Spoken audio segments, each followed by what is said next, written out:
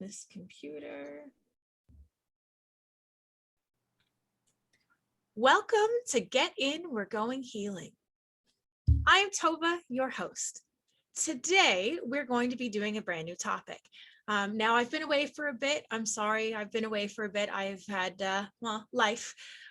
Lots of stuff has been going on in my life. That'll be another update somewhere down the line, maybe a Facebook post or an Instagram post. If you don't follow me on Facebook and on Instagram, make sure that you do. I share extra content. I share extra videos. I share little inspirational things from other people, lots of different stuff to help you along your healing journey. So if you don't, you can find me at Get In We're Going Healing on both Facebook and Instagram. But today we're going to have a talk with a lovely guest today. We're going to be talking about masculinity, specifically positive masculinity. In the news, we talk about toxic masculinity. We talk about all that different stuff. Today, we're going to get into the opposite. So instead of focusing on that negative, we're going to focus on what does it actually look like to be positive and masculine. So my guest today is Jaz Morneau. So I'm going to bring him on and we are going to talk. Hi, Jaz. Hello, how's it going? Oh, not bad. How are you today? Doing all right, looking forward to taping this and whatnot. And also been doing a lot of cleaning because I've been neglecting it with being in school and running the business. So I was like, oh yeah, I'm having a workshop this week. I guess I should clean my house. Yeah. Probably a good idea. So yeah. if you want to tell people a little bit, just a quick update that you are the owner of JazFit. What is JazFit? So JazFit focuses on your mobility mostly. Most of my clients are seniors, but I also have worked with like the varsity track and field and cross country for University of Windsor. I did that the last 2 years. So the main focus is I use FST and Thai yoga stretch therapy. So really helping release the fascia, the fascia, which are the points where the tendons and the muscles kind of meet, where like the nuclei are and nerves endings and things like that. So the idea is helping with your range of motion, especially in your joints, and allowing those fascia to go back in a effective space so that things can run fluidity. And then I add Reiki to that as well. So then when they are ready to add that energy from the divine, that their body in third dimensional form can handle and have that fluidity and consistent flow. You are right in my nerd space. Yes, awesome. As you get into Thai yoga, you get into fascial stretch and all the different mobility and all that. Yep, you are right in my right in my nerd space. Then you get into the Reiki and the energy. Yeah, you are in my nerd space. Awesome. Yeah. It took me a while, to get to that point, but I do definitely see it is a niche. And it's not many, like there's such a divide between Reiki and massage or these kind of modalities. And I feel that they work so hand in hand, especially within your own spiritual journey. So that's kind of why I've combined the two. So I'm in my going into fourth year at the University of Windsor for Human Kinetics and doing a double minor in psychology and philosophy. Dude, that's an epic course load. That is awesome though. Thanks. Yeah, the original plan was getting a double minor in math and physics to get into quantum physics with Human Kinetics, but that was just biting off a lot more than I could chew, and like was a very humbling experience, but like came up with some amazing concepts which I could relate to spirituality. So it was a win, but like, I'm like, nah, no, not doing that. I bail. I know my limits. Just taking a double minor in philosophy and psychology. I ended up doing something similar. We're going way back, like 2001 when I did it, but I was a psychology major and I had taken a minor in philosophy of human nature. Was a course that I had started to follow through in my first year, just on the nature of I wanted philosophy. Same idea, the dichotomy between psychology and philosophy, and how they're not that far apart, even though we like to put them in very separate camps. They're not that far apart. Well, it's philosophy is like, yeah, come on, psychology, and it's psychology of like, no. You're like pseudoscience science. You you can't prove any of your ideas scientifically. So even though, the human travesty that they have done and the amount of like experiments that they've done to like mess people up, right? Like, and I'm like, really, are you better because you have the word scientific in front of a method? Like, get over yourself, please. Girl, please. I don't know why I went into So like a diva, but like, especially, yeah, but no, I hear yeah, you. It's like right on the, it's it's accurate. yeah, and it's just been like a very interesting ride taking the like both philosophy and psychology at the same time. I'm just like, oh man, can't we all just get along? Like, jeez. Dude, I hear you. So we were talking about that the topic today is positive masculinity. Now, as I mentioned in the intro, we all are familiar with the concept, or at least the buzzword we're hearing nowadays of toxic masculinity or negative masculinity. So do we want to talk about any of that negative before we get into the positive? Well, I guess what I'd like to talk about is, I guess, the revelation which has gotten us to this moment of recording. Um, and so I'm going through my level 2 Reiki master training. And last week we had our first session and we had an attunement.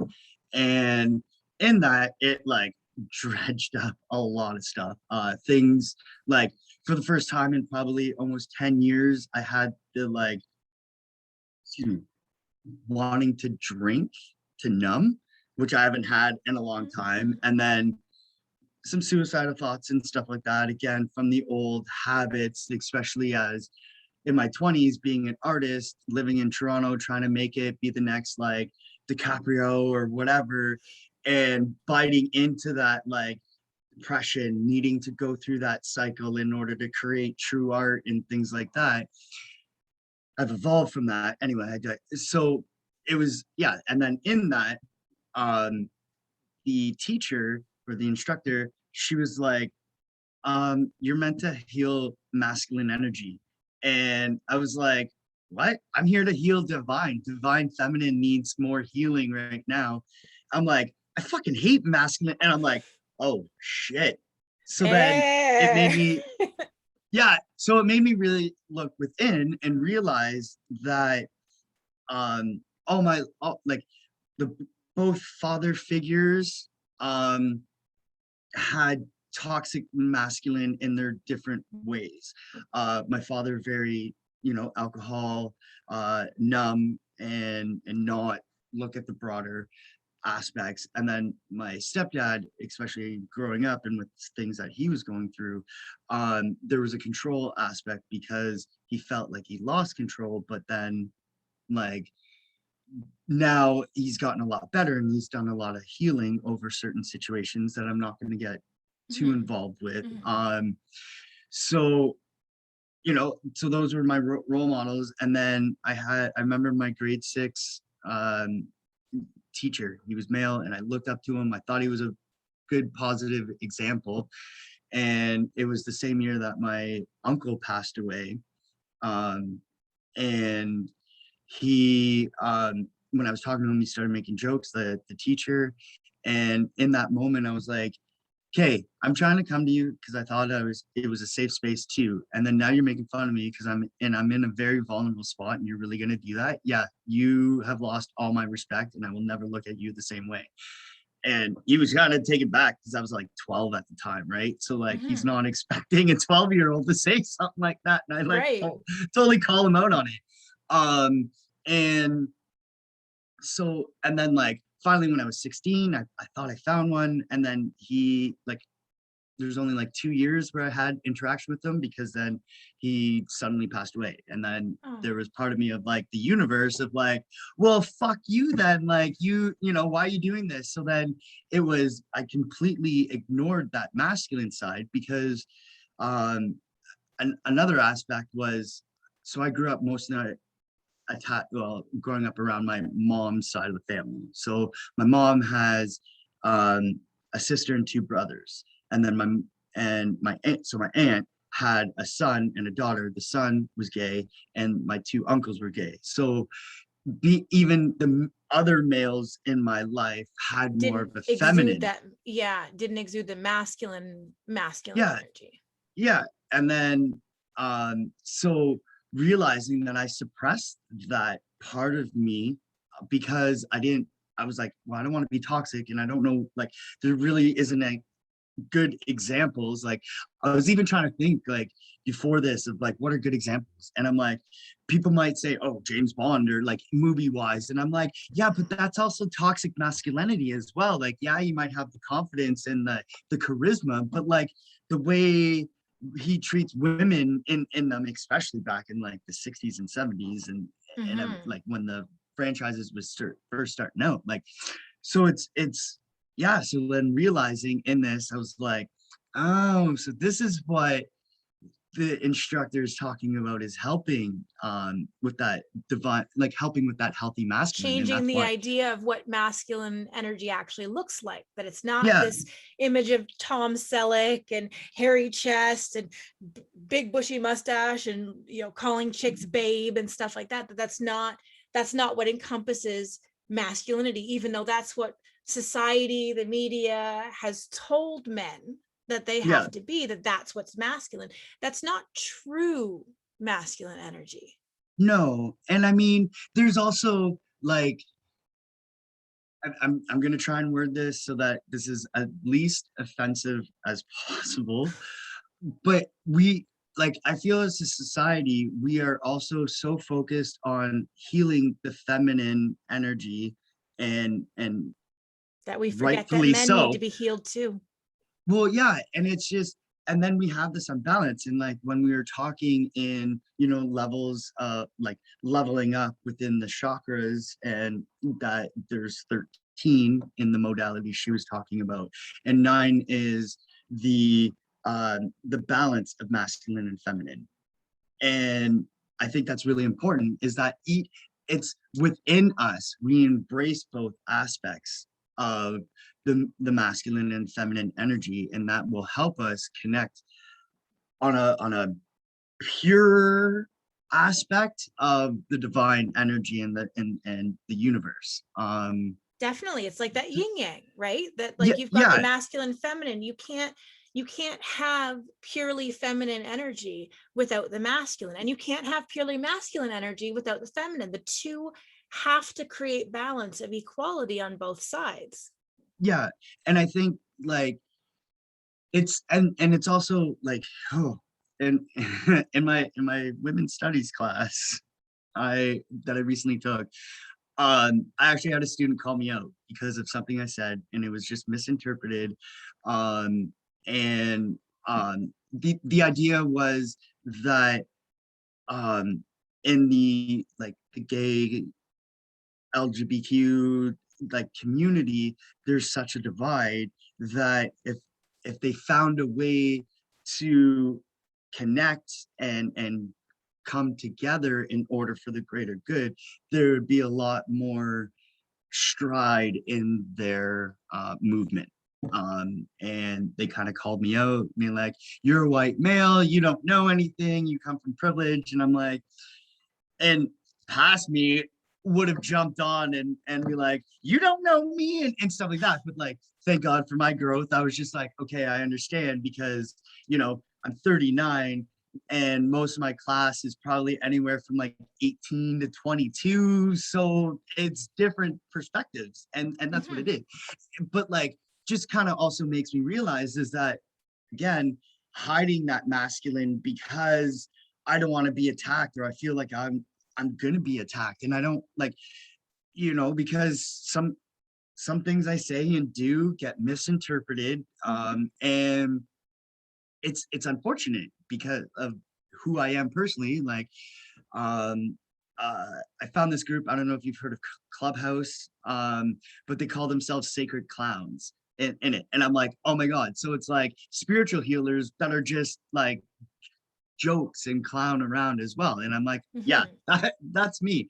Because again, keeping, that the comedy and the laughter also has a positive association of um going and doing the work, right? Like, so when they come here, they know they're in a safe space, and they know that they're also going to laugh, which helps the creation of serotonin and like the happy hormone.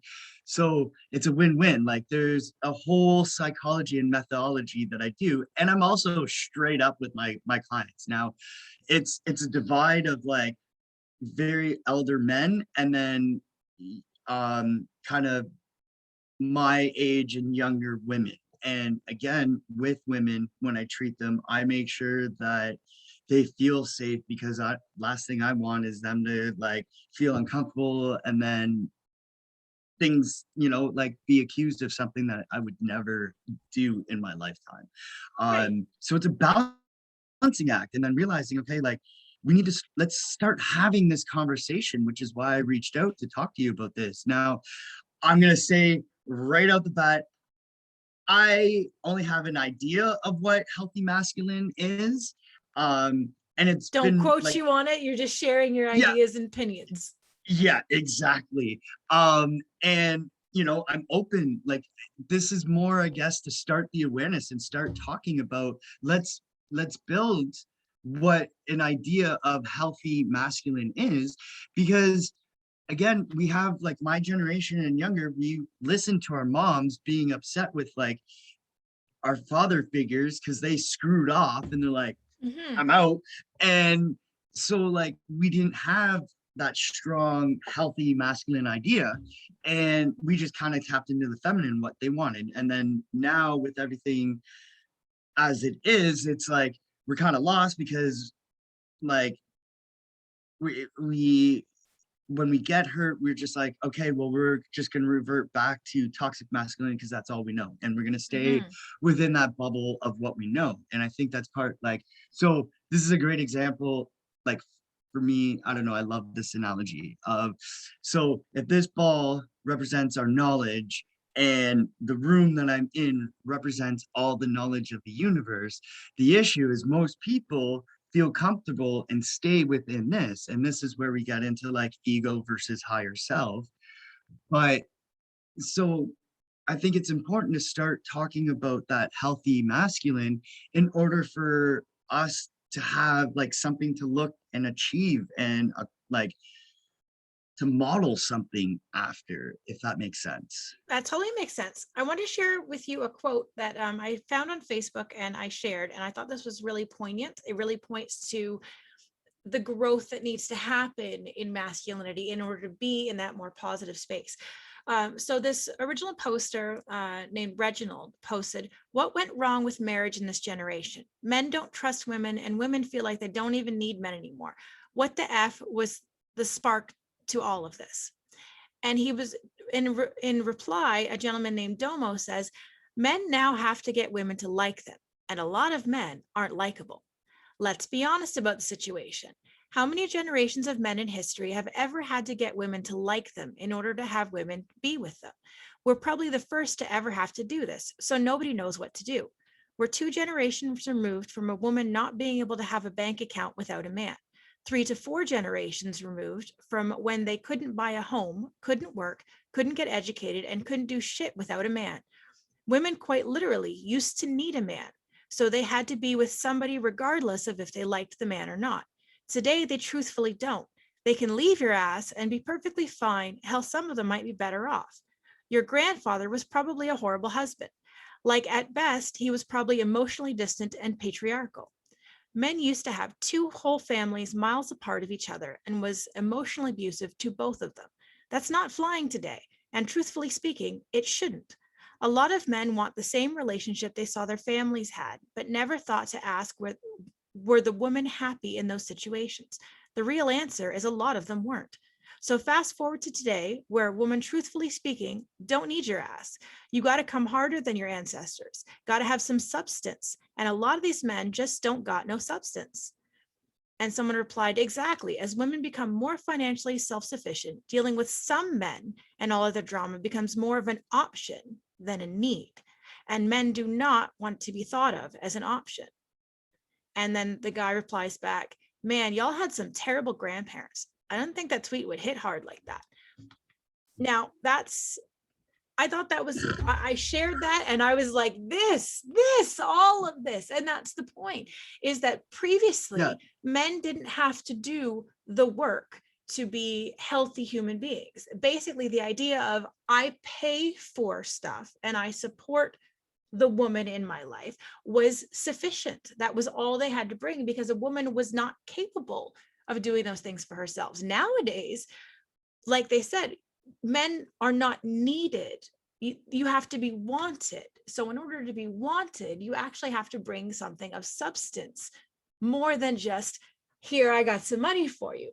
The type of women who are going to go for a man who only wants to provide money and nothing else is someone who probably has her own self-work that needs to be accomplished and is not exactly the healthiest individual herself. So, if you want a healthy female, you're going to have to rise up and become a healthy male. And that's all about that positivity. How do men become positive masculine? How do they become healthy men?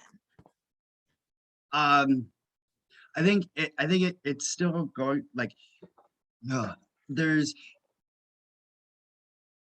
sorry, I'm like, I'm trying to think. I think part of it is being like that courageous, that a leader aspect, someone that is both within touch of their masculine and feminine. I think a big thing is showing vulnerability.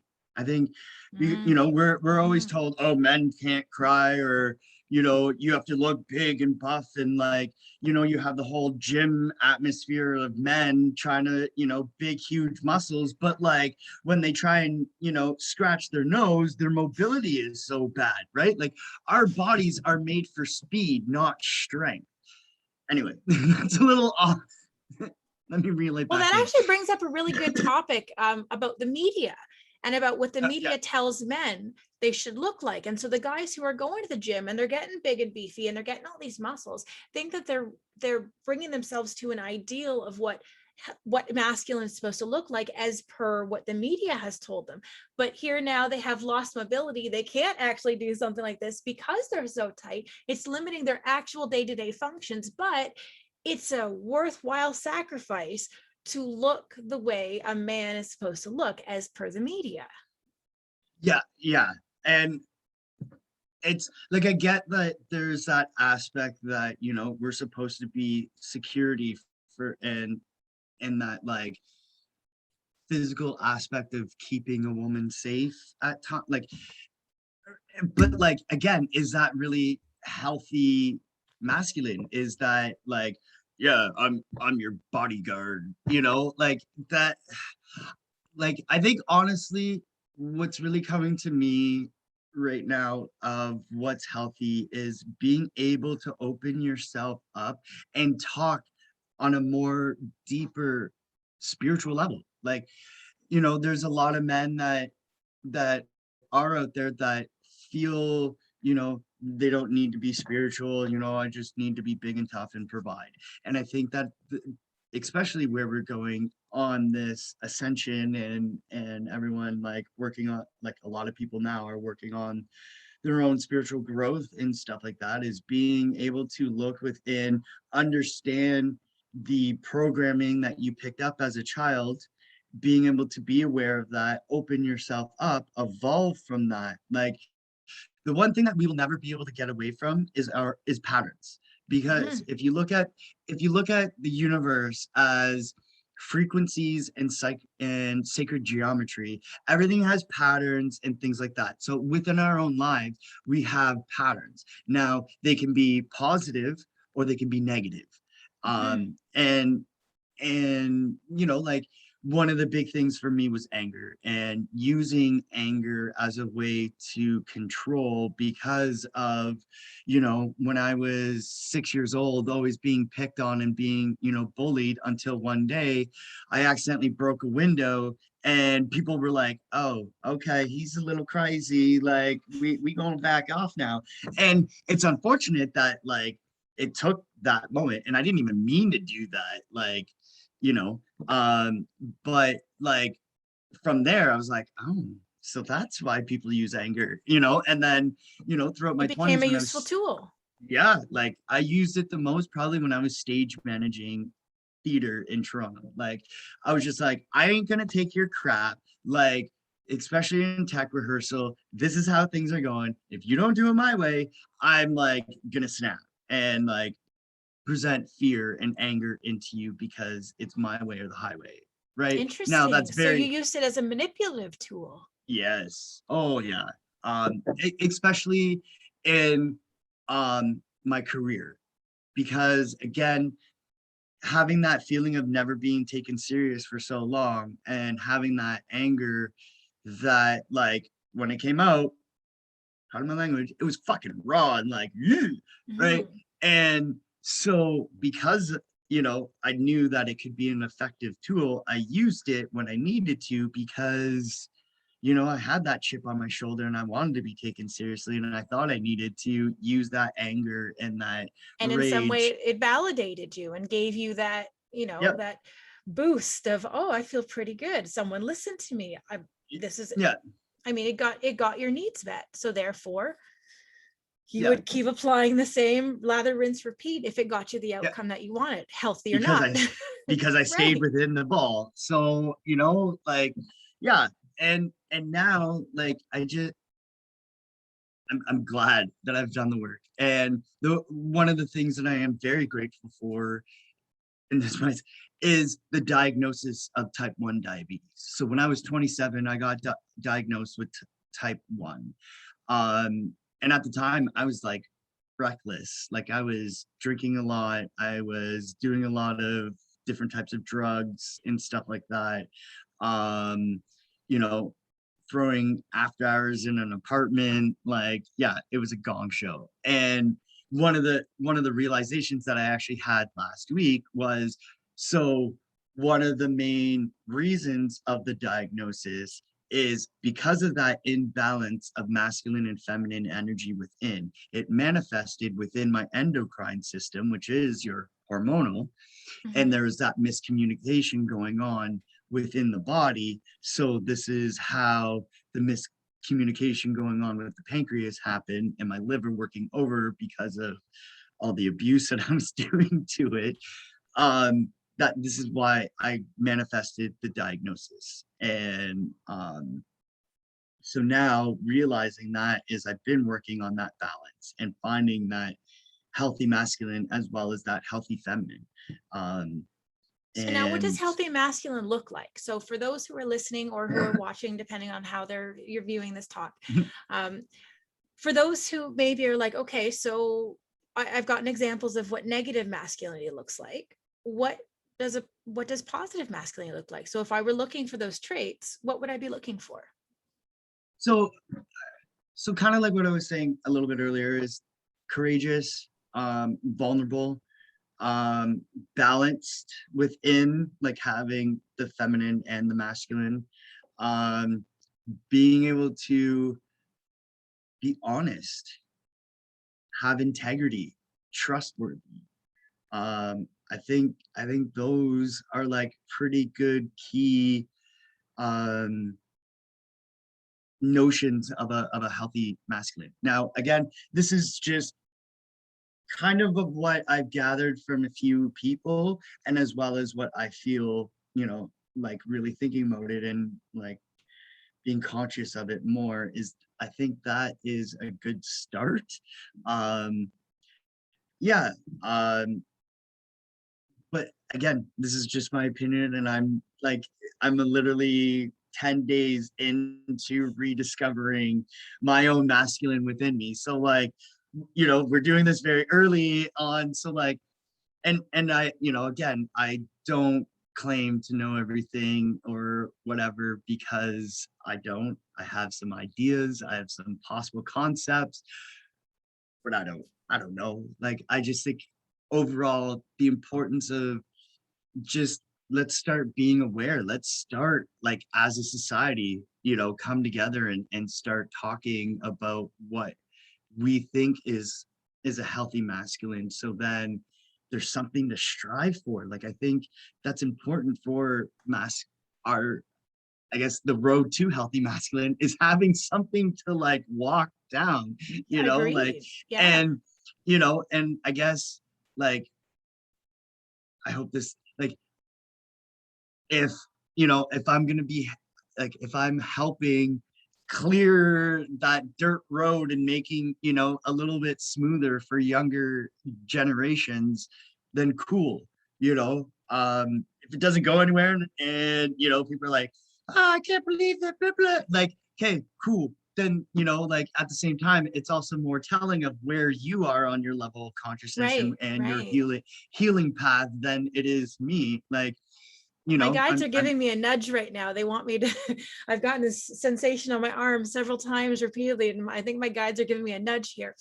So the thought that came to mind as you were saying that, just about, having a more positive role model, then one of the questions begs is, how do men find a more positive role model? And my guides, my ancestors and spirit guides want me to share that can be found in, like, different examples of male deities in different, like, in past ideas and cultures. So our current idea, our current mindset, as anyone who's done any historical stuff would be familiar with, our current stuff is based on very heavily patriarchal colonizer mindsets, very heavily based in Christianity, but, like, not true Christianity, more like control people with religion Christianity. So for yeah, yeah. anyone, I don't know if there's any Christians that listen to this show. I hope I'm not offending you, but true Christians follow the belief of the teachings of love and acceptance and things like that Jesus taught. Anything else beyond that is mostly just patriarchal nonsense. If we're being straight up honest, it's mostly just patriarchal nonsense.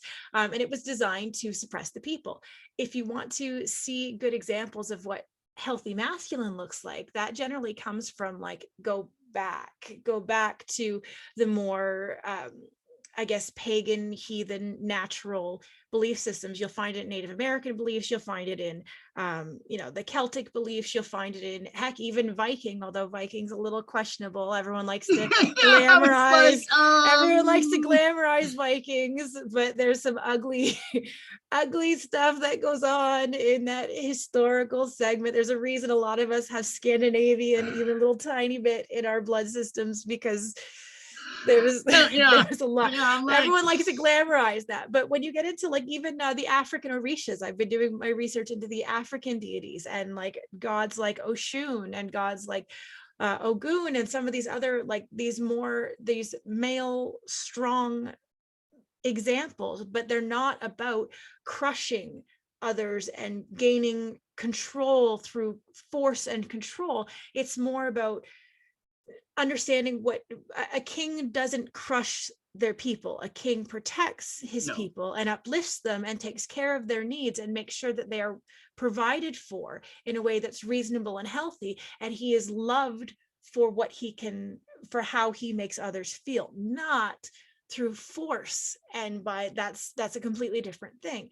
And a lot of these, these deities, these older deities, there is that very strong masculine balance where he sees his goddess, he sees his counterpart, and she is not lesser, she is not greater, she is equal, she is part of the whole, that together with each of their balances, he treats her with kindness and respect, she treats him with kindness and respect. There's not feminine up here and masculine down here, or vice versa. Both are in balance. And I think those are good examples, as again my guides have given me a shove. Those are good examples of, if you're looking for, if you don't have a healthy role model, a healthy male example of what does positivity look like, where can you find that? If you're into your spiritual realm, looking into some pantheons that are outside of, and I wouldn't recommend Roman or Greek, because the Roman and Greek pantheons are also pretty questionable. There's not a lot of Yeah, good, yeah. you don't have a lot of good stuff with what's his name? Zeus isn't a great Yeah. example. There's a No, lot of man. really not healthy male archetypes in Roman and Greek. But I mean, if you get into some of the more ancient civilizations, or again, even Native American, there's a lot of strength in Native American. Like just the belief systems are very positive male, supporting the community, being a pillar in the community, being part of it, and to support and to help without forcing and disrespecting and disregarding, right? Yeah. Oh, yeah. I mean, yeah. I mean, we could do a whole segment on flow versus force and Right. right. So like, yeah. So yeah, I definitely agree. What was coming to me is King Arthur would be Yes. a good role model, like Robin Hood, as Mm. well as Enki. I don't know if you know Enki. Mm. So Enki is Egyptian. So in David Wilcox's work, and Greg Braden a little bit, they talk, like especially David Wilcox talks about Enki and Enel. For in Christianity, it would actually be Abel and Cain. So Enki, excuse me, the story is that he is like they're Anunnaki. I don't know if you've heard of the Anunnaki. So like the reptilian race of Okay. Yeah. aliens and Okay. things like Yeah. that. So Enki and Enel, they created the modern version of man, and Enel wanted to enslave us, and Enki wanted to free us and give us free will. So like the Mayans were more Enki, Atlantis was more based on that, on Enki and his teachings, but then you have the Aztecs that were more Enel, which was more angry and like patriotic, whereas Enki represented more of like a matriotic. So yeah, and I would say like he would like Enki, standing up for for justice and things like that, is a good role model, as well. And a local one like is, I don't know if you know who Dave Haas is. Mm-mm. So he's the owner, but I think yeah, the current owner of Treehouse. Oh, um okay. Yeah. Yeah. and then he's recently opened up a retreat house out in Essex with Andrew Faka. um and it's like right on the water, and there's like tents that you can sleep overnight and things like that. And I think just within his own journey and me working with him, I think he's like, I would actually say that he's a good local, um like gentleman, or positive, aspects of masculine. Mm. And yeah, and I like, we are out there, it's just, or they are out there, like, I mean, yeah, I want to include myself, but maybe some people are like, nah, he an a-hole. Like, and There's in the always going to past, be haters. Haters oh going to yeah, hate. oh yeah, and you know what? In the past, I would definitely, I could say, yeah, there was times I was an a-hole. So like, I understand if you have that perspective of me, and if but anyway, so yeah, so yeah, like I think I like I'm sorry, I'm tongue tied. I'm like, there's so much that I kind of want to say, but then not coming out. So yeah, Why don't we hold um, on? Hold on. Why don't we both just take a collective breath?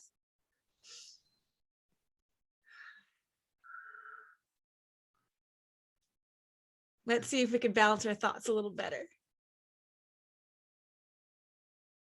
um, I okay, this is what I'll say. What I am grateful for is that we're in a day and age that we can have platforms to start talking about this. And I Mm-hmm. do feel that as a society, we are, although with the pandemic, there has created a divide of people who were, or were working on themselves prior COVID, and now that, and through this they've kind of ascended, and people that have stayed within their level or on a lower vibration has gone a little bit lower. But I do feel that there is a lot more people that are working on themselves, and Mhm. it's right now we're in this kind of chaotic state of like, okay, this is what we don't want, this is what we don't want. We're focusing on what We're we don't want. slowly, yeah. And I think, like I actually compared this like to how Canada has created their identity compared to the US, because Canada is all about like, well, we don't want to be the US, right? So it's almost the same thing here, where it's like, well, we don't want to be toxic masculinity, but we're not really going to try and identify what is healthy, because we Mhm. just don't know, and we want to focus on the negative. And it's just like, all right, guys, let's It's bring it funny that you together say and that, like, because I've noticed just through observation, my own observations, I've noticed that women are more likely to seek help in therapy than men. And yes, there's this strong opinion, and this is the case in many men that I've talked to. There's a strong opinion that therapy is for more feminine men, that the idea of getting vulnerable and sharing your thoughts with a stranger is just, it's too far, and why would I want to share my thoughts with someone like that? And that's, strong men just tough it out and you work through it, which I think is such a terrible concept to teach men. To me, as far as I can view it, therapy is just talking to someone whose job they trained, they learned, their job is to help you process whatever's going on with you. There is no gender to it, male or female. There's no one person who's more needing and deserving of working through your stuff. Everybody has stuff that they have to work through. And society has told men through media. I mean, there are movies, there are TV. I have seen it play out in movies where I'm like, wow, that's old and outdated. There should be a warning on that. This is some old, outdated ideas that we no longer tolerate. yeah, But this idea that men can't or won't, for whatever reason, go to talk to a therapist to work out whatever stuff is below the surface that's stopping you from being healthy and your healthiest self and your healthiest version, and making healthy, reasonable, rational choices that aren't rooted in that lovely shadow that we all have, that some of us listen to a little more than they yeah. should. Well, okay, like my first thought of when you were saying that, I'm like, well, you don't want to talk to a fucking stranger. You don't want to talk to like your significant other. Like, you can't keep it fucking hold in. Like, So you just because keep look what's pushing it happened. down. Yeah, no, like, and that's the thing is, yeah, like it's, again, that society as like, you need to be strong mentally and you can't talk about that stuff because then you're not a man. And it's Right. like, yo, again, it's creating that divide within in ourselves. And I think as a society, with the higher ups that are controlling everything or manipulating, whatever you want to call it, is focusing on that divide. They want you to Mm-hmm. be divided. They don't want Mm-hmm. you to like start tapping in and realizing the true potential and power that you Right. have within, like we, especially in this right now with everything that's going on, so many people are stuck in their sympathetic or their fight or flight nervous system, that they're only running on a basic function physiologically, and they're not doing healing inside. You throw the shitty eating, the mindset, and everything else, and you're just like, damn, And like, then you have recipe for a crappy vagal tone. yeah, right. And so I think again, it's tapping in. It's okay to tap into that feminine side. It doesn't make you gay, it doesn't make you flighty or anything like that. It actually makes you stronger of a person, because you can admit your mistakes. We all make mistakes. I'm the first one to admit it. And it took me a long time to realize that what I thought was self love and self care was actually toxic, because we Mhm. put so many high standards on ourselves, and if we don't meet them, then it's like, oh, we're a failure, and like Right. all this. And it's like, no, like, I used to hate failure and be like, "Ah." Usually, yeah, that I would actually make that face, and I wanted to make that on purpose. So uh um also, again, bringing that comedy, because you look at George Carlin. Sorry, side note. George Carlin is probably one of the best comedians ever out there, because yeah, he was joking, but he brought a lot of good information, and it's easier to digest when it's comedic, because Mhm. you can absorb it. Anyway, Mhm. shoot, now I lost where I was You're going not with sitting in this. that parasympathetic state or that Yes, sympathetic state. so yes, okay, yes. So the more that we stay in that parasympathetic state, or that rest and digest. Now, it took me a long time to remember which one is which. So for me, and if this can help people, then awesome. Sympathetic, stress, S. P, parasympathetic, peaceful. Mm. That, yeah, that really helped me, like, okay, I remember which one is which, and everything. um because the more that we are in our parasympathetic system, or again, our rest and digest, the more the body can self heal, the more that we Mhm. can tap into the divine, or God, or the universe, whatever you want to call it. And we're raising our vibration, like, and that's the more that we raise our consciousness and are open to things, and realize that we don't know everything, and we don't see we see failure more as, okay, well, this was a learning experience. um like, perfect example. So last year around this time, I was seeing Dave, who's actually a life coach, as well. And as I was dating this girl, and I was like falling hard for her and stuff like that. And I was so helpful, like, grateful that I was going through the self work, because it was like 2 months, almost right on the dot, like, ended very horribly. But like, I knew what was going on, like, and I realized, okay, well, I keep attracting these emotionally unavailable women who have such trauma from past experiences that they bring with, and they don't separate. So right off the guard, they're like, well, I'm having walls, and I don't trust you because you're a male. And it's just like, not all of us are like that. Yes, there are men that cheat, but now we're gotten to a point where there's a lot of women cheating as well. And that's Mhm. like, again, a whole other conversation that we can get into. But I think the more that we start setting,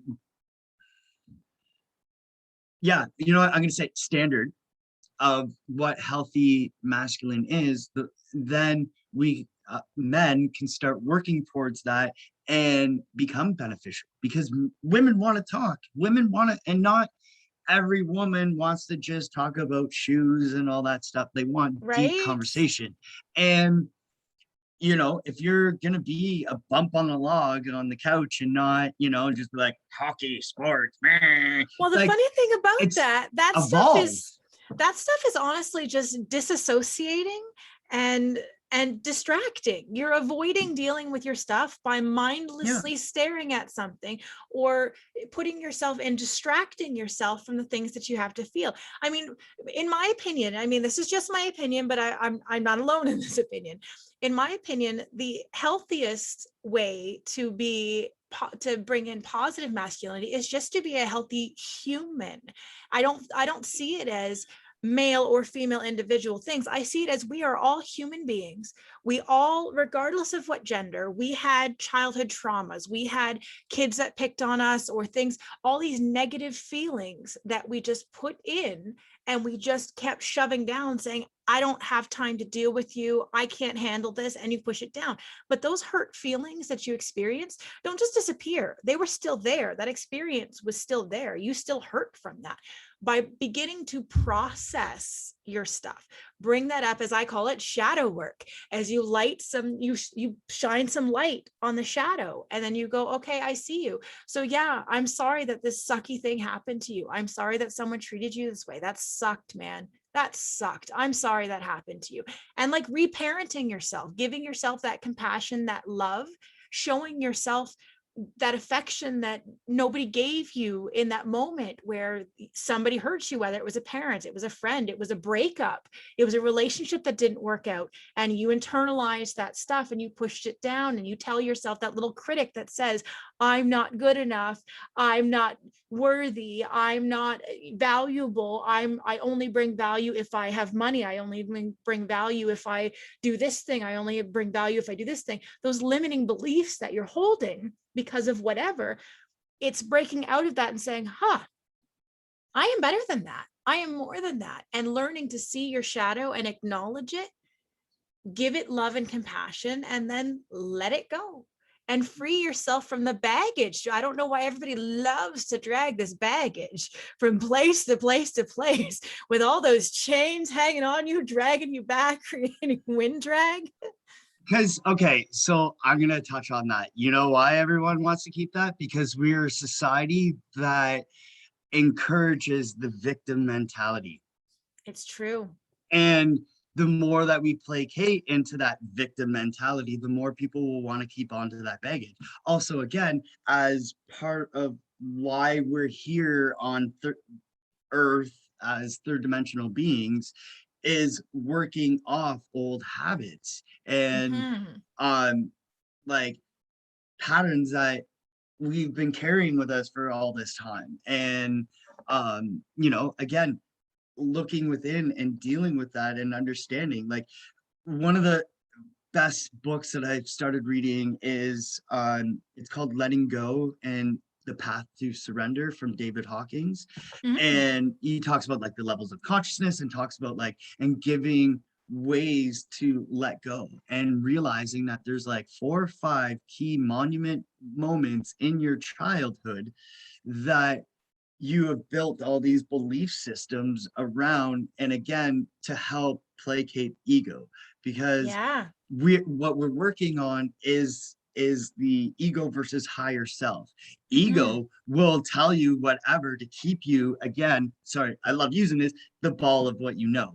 And the more that we get stuck and allow our ego to run rampant or take the reins, the more we stay in that bubble, and it will do whatever it needs to keep you in that bubble. So if it's telling you that you're shit, you're not worth it, or you shouldn't love yourself, then you're going to stay in that. And then at the same time, if you don't love yourself, how the fuck are you going to love somebody else? Like, like we come into like all this judgment and stuff like that, where, in my path, I'm really trying, like, right now is I love myself unconditionally, and because of that, I can love others in that same manner. And see their faults and acknowledge them for their faults, and love them regardless of the faults. Yeah, like it's again, I'm not gonna, sorry, let me rephrase that. So a lot of my clients, it's really interesting, especially when I first start doing Reiki with them, and how much when I do a guided, and when I tell them to say that they love themselves, that it's like jarring for them, and it's so hard for them to do. And I'm like, and then I almost get sucked in and want to cry for them, because I'm just like, oh fuck. But then I was the same fucking way. Like, I didn't truly love myself. I thought I did, but it was like the mental abuse that I did to myself. Be like, oh, you didn't accomplish that, you failed, you fucking suck, dude. Like, it's fun. Okay, so I have an example that I thought was okay. I don't know how many people watch this. This is definitely an 18 plus segment of discussion. Yes. There is a show on Netflix called Bonding. If you've ever seen it, it's a entertaining short episode or short amount of episodes in a season. There's 2 seasons out. And the premise of it is there's a dominatrix and she's got a friend, her best friend is gay, and he gets into the dominatrix, the BDSM world with her. And it's kind of she's a psychology major and like getting into like the thought processes and why people have certain fetishes and where all these come from. But the point of that is that in season 2, the last season that came out, there was an episode where she encountered an old friend, or I guess an old nemesis, somebody that made fun of her and wanted to hire her for help to teach her to love herself because she couldn't pleasure herself and she didn't know how. And the whole advice that was given was to tell herself that she loved herself and to treat herself in that moment through physically touching herself, to say to herself, I love you. I love you the way that you are. I love you. I love your body. I love you. And talk to herself like someone who genuinely loves another person, and like show herself and have that mirror and talk to herself. And I found that interesting because I've actually, that thought's been in my mind a bit, just thinking about it, of just how hard it is for a lot of people to say, I love you, even in a context like that, to genuinely love themselves and to say with honesty, I love you to yourself. Many people, and I'm on my healing journey, I couldn't do it either. It took me a long time. I actually stopped a course I was doing a couple of years ago because the assignment was, it was an online course, but the assignment was write 50 things about yourself that you like. And I couldn't get past 5. I couldn't think of 50 things I liked about myself. I didn't love myself. I didn't love who I was. And I could not look in the mirror. I avoided mirrors like the plague. I didn't want to look at myself in the mirror. I didn't want to see myself, because then I would have to face the fact that I truly did not love myself. And I could not look at myself without criticizing my body. I couldn't just look at myself. I had to look, oh, look, there's a pimple. Oh, look, there's some chub. It was very, that negative critic that's in there. It took me a long time to actually say to myself, I love myself. And you're right. It's harder than it looks. You'd think it would be so easy, but it's really not. And we're not even taught to. Like, that's the thing, is like we're taught to like love others, but we're not like, hey, takes loving yourself first so that you can effectively love someone else. I mean, why do you think we have so many freaking divorces these days? Because people don't love themselves. So how can they love others? And then fucking communication. Oh, that's a whole new topic. Whole other, right? Like, and I'm gonna. We could do an entire episode just strictly on poor communication skills.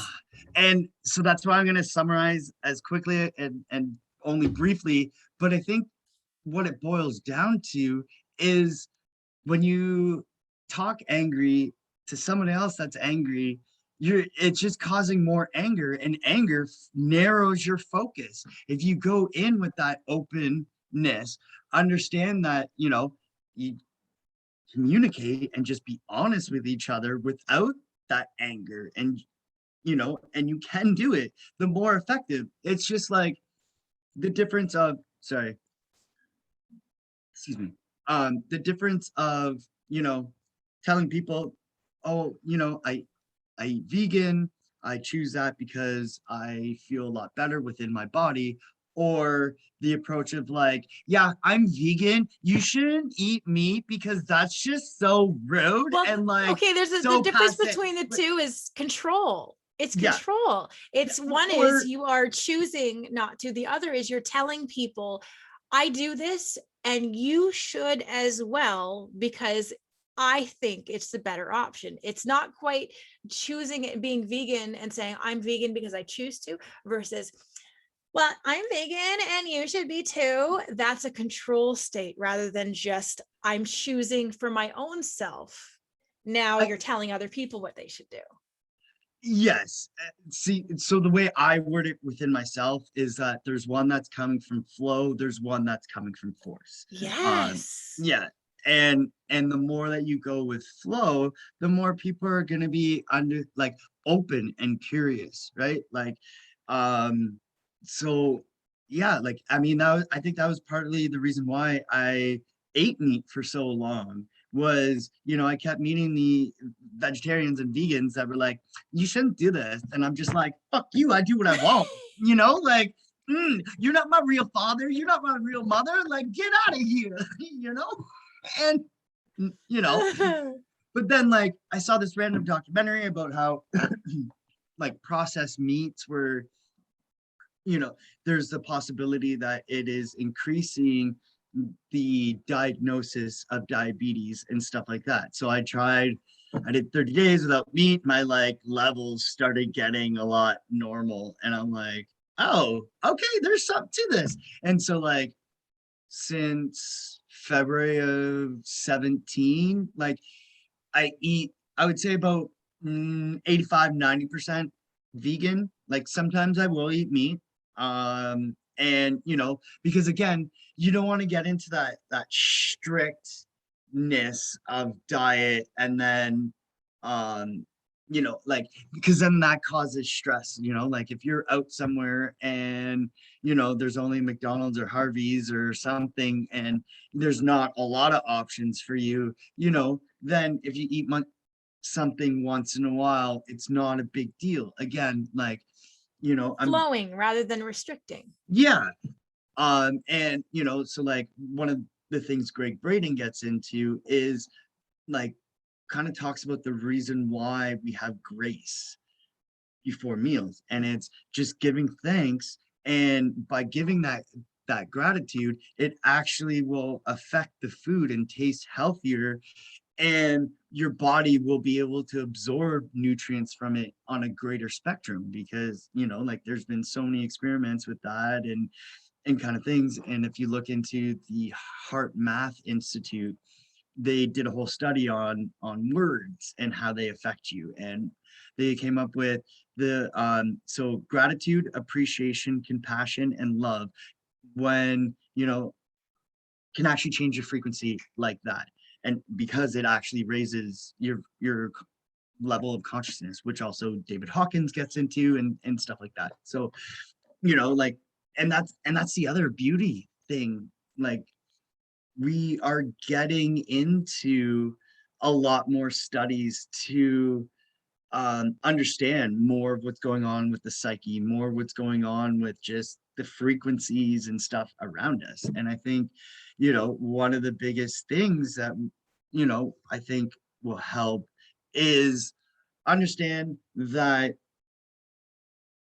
in a healthy body, let's just keep it to the individual for now. In a healthy body, doesn't matter what your sex is or whatever, it's you have a nice balance of that masculine and feminine energy to help have that higher connection to source, whether it's I agree. God or universe or whatever you want to name it. And I think that's mostly what it boils down to.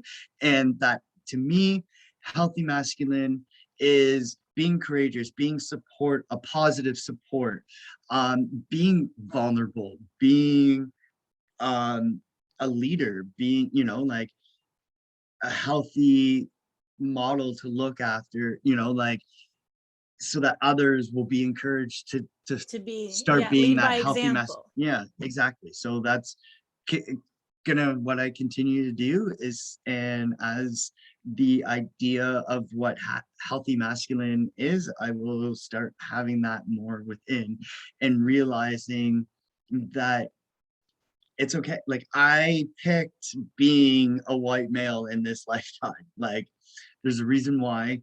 And and for the first time I actually kind of feel a little proud, not proud, but like glad that I'm a male. I guess. Yeah, without Appreciative of where you are right now.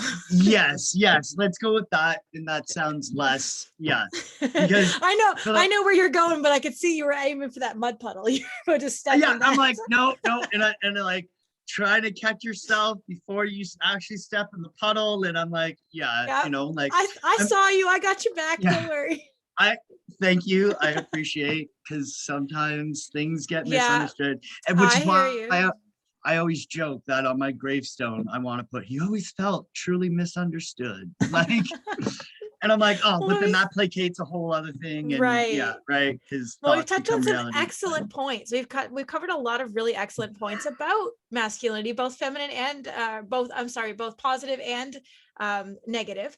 Yep. I think some of the takeaway points here are just remembering that a lot of the old stuff, the old paradigms, come from intergenerational trauma. It's stuff that has been passed down generationally over and over and over. I actually shared, for those who follow my Instagram, I shared a picture recently about the cycle of abuse of about a young boy being the dad going to raise his hand, and then the anger, and then it passes through, and he grows up and he becomes the grown up who puts that back on, and this passes down generation to generation to generation.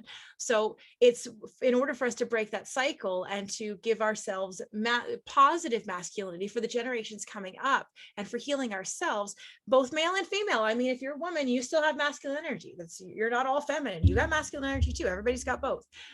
To heal that masculine energy, we need to acknowledge the intergenerational stuff. We need to say, no more. I won't be part of that. No more. We need to work through our stuff. We need to let go of our old notions of what we're supposed to be and what society tells us to be. And we have to learn to hear ourselves, hear our inner thoughts, hear our inner ideas, recognize our critic and say, nope, sorry, not listening to you today. I know better. We need to, it all comes down to doing the work. And I mean, if it's all just a human thing, male, female, it doesn't matter. We all got to do the work, let go of that old ugly, and decide for ourselves. This is our lives. We get to decide for ourselves. Nobody gets to decide what we get to do. This is my life. This is your life. You get to decide what you want to do, who you want to be, what you want to do with your life. And your old stuff doesn't need to be part of that. You can let that go and decide to be healthy. 100% and you sum that up amazingly. Yeah, I appreciate you taking the time so that we could have this discussion, because I think I hope that, you know, it is well received and that people start becoming a bit more aware of that and maybe getting a little bit outside their bubble. I would like So that. yeah, I'd like to see more of that. So if yeah. anyone's interested in coming to see you about like your JazFit or that, how can people get a hold of you? Okay, so I have my like Facebook group, JazFit. So if you look that up on Facebook, it's JazFit Windsor 2 for Instagram, because my first one, like, I lost contact with it, so I had Oh to build no. another one. So that's why I was like, 2. And then I also have JazFitWindsor.com, which is my website. So yeah, they can reach out. So excuse me. And then I mean, for the future, so I've started a whole new branding outside of JazFit called Connecting to Higher Self. I'm actually running my first workshop this Saturday. And so it's Connecting to Higher Self, it's spiritual fundamentals. So looking more, morning is mostly mobility, meditation, yoga type things, and then talking about mindful eating. And then in the afternoon is mindset and letting go. So doing a whole segment on letting Nice. go of past traumas and stuff like that. So this Nice. is going to be the first one of many. So yeah, I'm excited to start that brand, like that new brand outside, because like I'm keeping JazFit as like the mobility and the physical aspect, because I am a certified trainer, personal trainer as well. So yeah, if you're looking to, you know, depending on what you're looking for, it's both on the websites and I post everything on there. So if you want to look at me, it's Instagram or Facebook, or just through the website. I have a whole thing that you send a message and the message actually comes to my email and all that stuff. So Awesome. yeah, Awesome. yeah, Well, thanks for being a part of this. Thanks for even throwing out the topic. Like, this is a good juicy topic. This was a good talk. I really enjoyed it. Thanks for yeah, coming. yeah, this was awesome. And I look forward to, you know, down the road, if we want to do another one, I'm totally down. I appreciate you taking the time to let me, yeah, because like I think it's a great topic too, and I hope it is, again, well received and understand like Well, you know, as I do, we throw it out in the universe. Whoever needs to hear it, we'll find it. Yes, exactly. And I'm glad to be able to provide this for the universe to help people heal. Because I think that's right now that's the main thing. Um, so yeah, um, I think that's the key is just being able to help heal ourselves. And I hope Isn't this is that a what good we're all start. here for? That's what this Well, show's all about too, helping people yeah, heal and be their best version of themselves. 100%. So, So whew. thanks, Jaz. It was so nice to see you. And Yes, we'll see you likewise. again next time. All right, have a good one. Okay, bye. Well, that was a fun talk with Jaz. I really enjoyed that conversation. I really enjoyed all that stuff that we talked about with the different masculine and feminine energies and what negative and toxic masculinity looks like and what a good positive masculinity looks like. So I hope that you learned something from that. Let's see what our guides might have to say now. So just like we do with every week, I'm going to pull some cards just for the collective to see what information wants to be shared, what the guides want to share with you. Ooh. Okay. So the first card that came out was control. Okay. So in this card, what you see is a guy that's all boxy and square. His hands are in fists, face is all scrunched up. Everything is tight, tight corners. This card says that we are trying to control things around us instead of allowing things to happen. We are trying to control ourselves and we are trying to control others. The way out of this, in order for us to move out of this is all ego. This card is about ego. This card is about trying to have our individual needs met by forcing them to be met in that way. Our better solution would be to let go. But right now, that's what this is saying. We are spending a lot of time on control. Okay, let's see what else comes up. Anything else that needs to be shared with the collective today? Any other information? Oh, there's one. Success. Oh, look at that. This card has somebody having a ticker tape parade riding on a tiger, and the tiger's walking on the world. So this means the world is coming to us. We are successful. What we are trying to work towards is coming to fruition. We are going to be successful. We are going to be on top of the world. We are enjoying our celebration. But it also cautions us to remember, while we enjoy our celebration, there will be our valleys again. As we talked about, there's peaks and there's valleys. Right now we are at the peak. We are enjoying our success. We are enjoying where we've gotten to, but we can't stay there. There will be valleys that come in there, and there will be things that we have to work on. But for right now, let's enjoy our successes. If we let go of our control, we can have success. Excuse me. Let's see if there's any other messages from the cards, and then we'll go into our inner guide cards. Ooh, okay. Completion. Beautiful. We see in this card, we have somebody who is a puzzle piece, and the last puzzle piece is being put into place. And the last puzzle piece is right where the third eye is. That is our connection to divinity, our connection to the universe, our connection to the energies all around us. We are finding completion. So if we put these three cards together, the meaning is pretty clear. The guides are saying that if you let go of your control for things to happen exactly the way that you want them to happen and exactly the vision that you want to happen, and allow the universe to provide for you what it is meant to bring to you, what it's going to bring to you, you will have success. And through that success, you will find completion. You will work through your stuff and you will find healing. What a lovely message. So let's see what our inner guides have to share. So we're going to ask our guide oracle cards. All right, guide oracle cards. Any messages for the collective? Anything that you would like to share? Ooh. Okay. So we got leadership. Leadership. You are in a position of leadership. In this, you see the people walking up the ladder. The leader would be the one at the top with the light, showing the others the way. Underneath the ladder, we have a shadow. So this is some of what we were talking about with shadow work. that there is a leadership position. As you work on your shadow work, you are able to show people the way. You are able to light the way for others and show them how to find peace and calm in their lives. So we've got leadership. Your inner guides want you to know that you are a leader. Remember to go in and check in with yourself. Remember to check in with your inner guidance to make sure that you are checking in for any shadow work that may be done, any parts of your wounded self that may need to be healed or addressed. Make sure that you are lighting the way, because as you light the way for yourself, you light the way for others. We also have the card of intuition and inner child. So in this image, what we see is we see a child reaching for the light on the inside of this person. And this person is holding what looks like to me, I don't know if that's just a ball of all the energies, the completion and connection of self, but behind them, it looks almost like a lotus flower. And we've got a sunrise coming out of the person's head. Okay.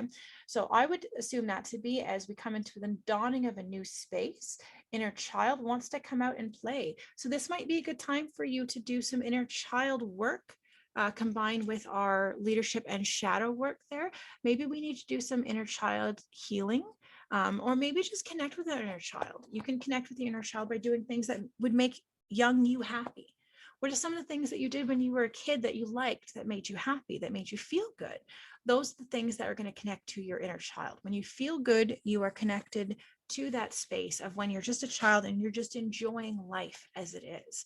That's your inner child. So when you're connected to your intuition, your inner knowing, your awareness of self and inner knowing, you can connect to your inner child. But you, again, combined with that leadership one and the shadow of the ladder and bringing the light bringer, as you connect to your inner child, you will brighten your light. You will bring your light in to others. You can see this here in the light as it shines light around this person and the light around the inner child. As you bring in light and you grow as yourself, you will bring in that healing and that light to other people. You are going to be a leader in doing that. You are helping other people by example. The more that you do the work for yourself, the more you show that to other people. Okay, and so for our last cards, depending on what the angels need to say, we're going to check our angel oracles and see what advice the angels have for healing and connecting this week. Ooh, there's a few messages. All right. So the first card that came out was move your body. Move your body. We've got this angel moving around. I think it's a pretty clear message. It says, thank you, angels, for motivating me to move my body and my energy. So this is a wonderful card that if we've been stagnant for too long, just like energy can sit and get stagnant, the energy can sit and get stagnant in you. If you've been sitting too long and you haven't really been moving your body, you haven't been doing much, then you've got energy that's sitting stagnant and sitting in a spot. So moving your body, dancing, exercising, going for a walk, going for a roller skate. I just got new roller skates and I've been enjoying those and getting into that. Anything that gets your body moving. Sometimes just turning on some music and dancing can help. So let's see what else we have. Okay, we have change and transition. Change and transition. We've got this lovely angel here with this phoenix tattoo on his chest and his wings behind, but that looks to me like a phoenix. And the phoenix is the bird of death and rebirth. It burns itself up into flame and then rises from the ashes of the old self, the old bird. Okay, so this is for Archangel Azrael, and it says, thank you, Azrael, for leading me safely through this change. So you are going through a transition, which makes sense with our completion card down here. That makes sense with what we're going through. So you are going through a transition right now. And the angels are letting you know that you are going through a transition. So if you feel off center, if you feel like things are just not gelling right now, it could be because you are in the middle of change, and change is uncomfortable. And that's, as we talked about before, change is uncomfortable. So that's something that we need to work on. The angels are here for you. Okay, they're here for you. They know that you're changing. They know that you're transitioning. They're got your back. Okay, this is where you're supposed to be. So our last card that came out is Spirit Animal. And we've got this lovely indigenous person here. And behind him it looks like an eagle, and he's got eagle feathers in his hair. So this says, Thank you, Animal Kingdom, for blessing my path with love. Now, I don't know what your spirit animal is, but my spirit animal, I did through a meditation just to find out what my spirit animal is. And my spirit animal is a crow. And I have been seeing them around like crazy. I've even had gifts left for me by crows on my property. I'm definitely spirit animals for me are crows. And I do believe that the native belief system, the indigenous belief system of the fact that crows are our ancestors. I do believe that. When I see crows, it reminds me that my ancestors and my guides are around me. That's what this card wants you to know. That when you see animals, if you start seeing a lot of animals around you, all of a sudden you start seeing tons of squirrels, maybe you see birds, maybe you see butterflies, maybe you see, I wouldn't be surprised if you saw butterflies because you got change and transition. Butterflies are a symbol of transition. They're a symbol of transformation. So I would not be surprised at all if you ended up seeing a lot of butterflies. I don't know where in the world you are, but you might see more butterflies, and that might be a symbol for you. Your angels are letting you know, pay attention to the animals that you see. They are bringing you messages. Your angels are letting you know that they are there and they are with you. Okay, so we're going to finish off with an I am everything card, an affirmation. Okay, so again, just to remind you of what our message was, let go of control. When you let go of control, you will be successful.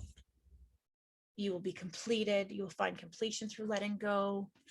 You've got some shadow work, but lead by example. Shine your light and lead by example. Check in with your inner child and connect with your intuition. Meditation, anything that makes your inner child sing would be a good choice for you. Make sure that you move your body. Get out, move your body a bit, let that energy move. You are in the middle of a change and transition. Keep an eye out for animals to remind you that to keep you on your path and remind you that you are cared for and loved. So let's see what comes in our affirmations. What affirmations do we have? Oh, we've got 3 came up. Okay, we got some good affirmations. People are really needing them today, I guess. So the first card comes up is I am alive. I honor my life by letting go, dancing, singing, and feeling the fullness of my joyful energy. I am my true self when I am having fun. I am alive. Ooh, that really pulls into both our Move Your Body card and Inner Child card. Letting go, dancing, singing, feeling the fullness of joyful energy. That's nothing if not inner child energy right there. We've also got I am connected. I have more in common with others than I realize. I seek commonality with people rather than focusing on outward differences. I am connected. So this is again reminding us that we are on our own journey and we are healing, and so is everyone else. And we focus on what we have in common rather than what's different about us. So remembering we are all connected. We are all walking this life as human beings, doing our best. And our last card, I am capable. Objects are only as large as I believe them to be. I can achieve anything I desire with comfort and ease. I have all the necessary tools to reach my goals. When I lead with positivity and love, helpful people show up to aid my endeavors. I am capable. And this kind of goes into our change, our Move Your Body, inner child, giving up control. All of these things are saying, I'm capable of achieving anything that I want. I have all the tools and I lead with positivity and love. So when we are connected with ourselves and we are aware of ourselves, we can be more loving. We can be more capable. When we lead from a place of love, rather than from a place of anger or frustration, we can be better examples. We can light the way for other people and we can feel more alive in our life. Okay. So I'm just going to leave you with a journal prompt. For those who are still with me, thank you for hanging out. I'm going to leave you with a journal prompt. For those of you who are journaling, I do journal daily. I do write in my journal. I do share my thoughts.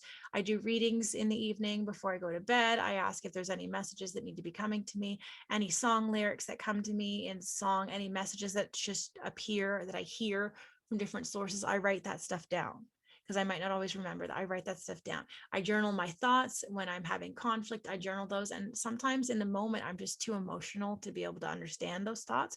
So I just write them down. And later I'm able to go back and read them when I'm in a more calm state and see where I was and understand where I was in that moment. So I'm going to give you a journaling prompt of just positive stuff to help you kind of give a better narrative to yourself. Okay. Oh, we got 2 of them. I was only planning on 1, but apparently the universe has got 2 messages that you need to hear. So let's get these cards so they don't fall all over the place and see what messages have come. So the first message is card number 40. What if I felt comfortable asking for help with blank? The support I seek is unconditional. It feels like blank, and I feel blank accepting it. What if I accepted help from others? What if I allowed the people who are willing to show up for me to do so? What if I said to those who support me, you are my people? Would it matter if there were only a few of these people? Would it matter if there were many? So what is it that you need help with? Okay, what is it you need help with? The support you seek is unconditional.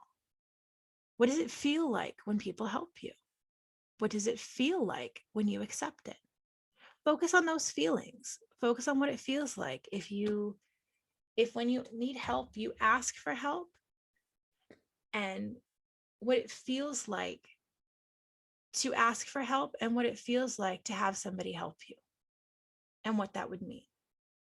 So for our second card that came out, we have card number 28, and it says, if I knew I couldn't fail, I wouldn't hesitate to blank because blank. But I have never failed. My desires have changed as I learned more through my experiences, and ideas may have evolved with time. Still, everything I learned, I took with me and continued to apply along the way. I have never failed, so I know I won't fail. So what would you do if you knew you couldn't fail? What is it that you're avoiding doing, that you're afraid to do because you are afraid of failure? What if you couldn't fail? What if whatever it was that you wanted to accomplish was yours for the taking? Would you do it? How would you do it? How would that feel? What would you do and why? You won't fail.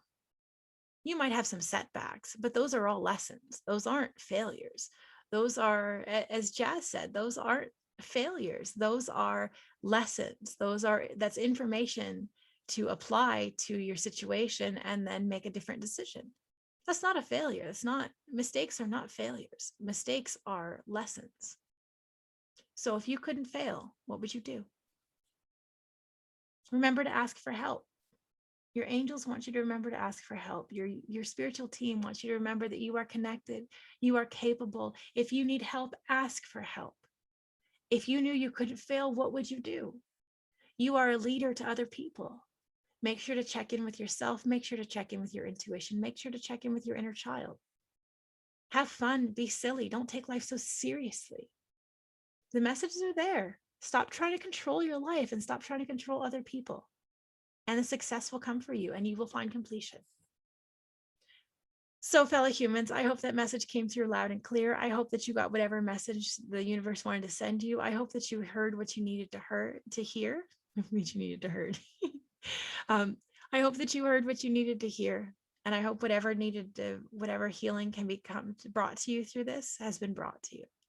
So I thank you for coming and enjoying this time with me. I know it ran a little long, but I feel like this was a good discussion. So as always, feel free to send me a message on Gmail if you've got a topic that you'd like to discuss, or shoot me up on Instagram or on Facebook if you've got something that you want to talk about. If there's a talk if you have questions, send them my way. I'm happy to help. I will send you whatever I can. I will help you in whatever way I can.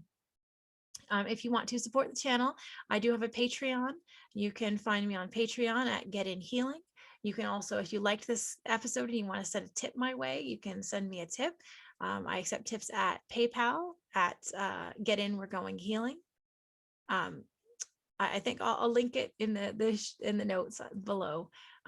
But you can link it through that. You can buy me a coffee at buymeacoffee.com/getinhealing. And you could just, if you want to show love and support, share this with other people, share it with someone who you think might be interested in this conversation. Spread the love around, help boost the signal.